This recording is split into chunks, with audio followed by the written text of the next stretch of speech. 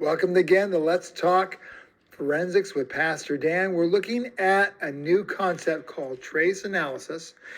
Trace analysis is defined as the method of analyzing material left behind at the scene of a crime. Now, we talked about that at the beginning of the year. Remember, we talked about that t-shirt lab we did where you taped off of the person. We talked about the fact that that was from Locard, and we had the Locard principles, either being primary or secondary transfer. What touches me touches you.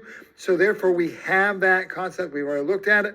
We're going to look at 3 to 4 different types of trace analysis. We're going to look at the first one is called hair analysis. Hair analysis is defined as the study of hair to identify clues that aid in an investigation. All right. Now, when it comes to hair, think of it like a pencil. You see the pencil right here? The outer side of the pencil where that paint is, we would call that the cuticle. Okay, so like the pencil, the outside is called the cuticle. The inside, like the wood, is called the cortex. And the lead on the inside of that little dot, is called the medulla. Now, definitions of each of these. Cuticle is the outer layer of hair. It's the outer layer of hair. And again, if I'm going too fast, pause the video. It retains the structure, resists decomposition, so hair will literally last almost forever.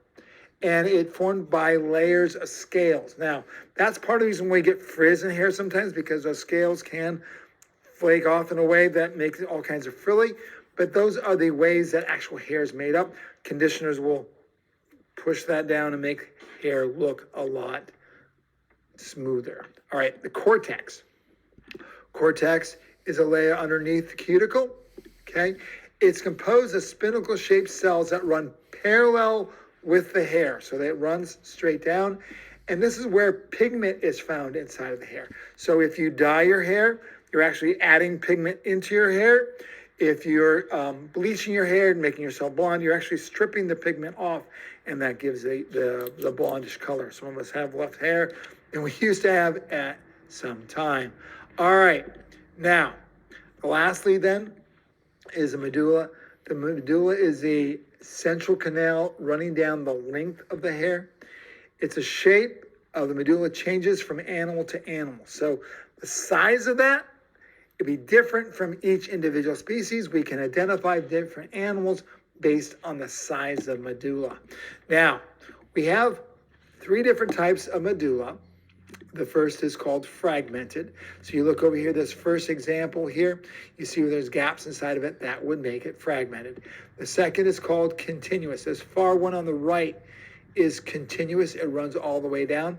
And the last one is called absent or interrupted. So if you end up with no medulla present at all, we call that absent interrupted. We can actually vary from person to person. Now, it's not quite as good as fingerprints, but if we have a person's hair that is absent and the victim has hair on it that is continuous, then we know that hair didn't come from that person in that way.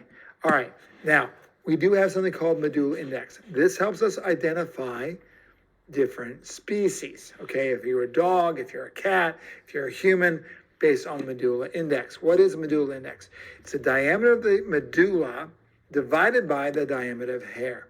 For animals, it's 0.5 or greater. For humans, it's a third, 0.33333 or less. All right, so let's take a look here. We're going to say we want to know, is this hair human or animal? We have a human hair that's 0.3 inches and a diameter of 0.09 for the medulla. So what we're going to do is we're going to take, there's our equation, 0.09, divide that by the diameter of the hair, 0.3. When we divide that, we get 0.3. Again, 0.3 is less than 0.3333. That is a human hair. Not too bad. All right, awesome. Now, there are 3 phases of hair growth. Those are the anagen, the catagen, and the telogen. The anagen phase is when hair is totally growing. Again, some of us has less hair than we used to. This little thing on the bottom is important. That's called the follicle skin tag. That's where DNA is. As the hair begins to die, it begins to pull away from the skin tag. And then right before it falls out, the telogen phase, it is completely separated. And so if hair just falls out, there's no DNA in it. All right, so hair comparisons. What are things we can identify from hair? We can identify color. So if we have a black hair as opposed to a blonde hair, match up with the suspect. Second is length. How long hair you have. If you have short hair like I have, then a long hair fan, that's not mine. And then lastly, diameter of the hair using the medulla, things along that line. All right, what can we determine? Now I'm going to list them for you, and then we'll go back and discuss some of them. Okay, first is called location. I don't want to get into it, just make sure we're located right now. Ethnicity, timeline, DNA, that one's star because that's important. Species, and gender. It used to be gender. If you had long hair, it was a woman's hair. Short hair, it's a man's hair. But today that's changed, and so we really can't assume that anymore. So let's go through each of these. What do we mean by location? I don't want to get gross or anything, but you have different hair on different parts of your body, especially involved with sexual involving cases. So if we find those hairs on a victim that aren't theirs, we can match them up from a suspect and identify in that way. So the different types, different areas of the hair you have, they behave differently, they look differently. We can identify them from location in the body they come from. All right, ethnicity. Different ethnicity, and I say ethnicity, not race.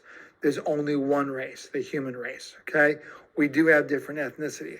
African American hair is dense, unevenly distributed pigments. It's flat to overall cross section. So that's where we can look at it and identify in that way. Caucasian is fine to coarse, unevenly distributed pigment, oval to round cross section. So we can look at hair and identify what your ethnicity is based on the hair that's found. Timeline. This is really interesting. Hair grows at a rate, on average, about 0.5 inches per month. We can map out different poisons, drugs, or environmental factors that we found in the hair. There's two cases we'll talk about. There was a woman that had died. They weren't sure why. When they tested her hair, she had a long hair. At about 6 inches in, they found the presence of mercury. Not the whole length, just 3 inches down. So that 3 inches means that was 6 months. Her son had just moved in with her 6 months before, and they found inside of that the mercury. So what happened is he went off his mother, started adding mercury salts into her shaker salt that she put on her food. That built up in her system. It killed her. Got him. Again, it's not direct evidence, but circumstantial evidence that builds a case. Additionally, there are certain pollens we can find in her hair. There was a woman that was kidnapped and kept in the woods. When she was released, they were able to find those pollens inside of her hair for the weeks that she was kidnapped, able to find out where she was and track back to her. So things we can use based on hair fibers. Now, DNA. DNA only has at that follicle skin tag, okay? If hair falls out naturally, and again, some of us have hair falling out more than others, there's no DNA in it. If you are being attacked and you want to make sure you get DNA evidence, grab hold of their hair and pull it out at the roots. Sounds painful, but you want evidence. Only if it's in the roots do you have the DNA evidence, and hair that falls out naturally will not have DNA present, okay, or may or not have, most likely will not. Okay, let's do one last problem then. Identify if a human hair with a diameter of 0.015 centimeters is human. Medulla diameter is 0.0045 centimeters, and then determine how long the hair has grown. So we're going to take our medulla index, 0.0045 centimeters, divide by 0.015 centimeters. Divide those through, we get 0.3 again. That's human hair, less than a third. Okay, now we take our 5 inches. Hair grows at 0.5 per month, divide by 0.5 inches, cross out. We have 10 months of growth. All right, that's it. Hope it's not too bad. Take care. God bless.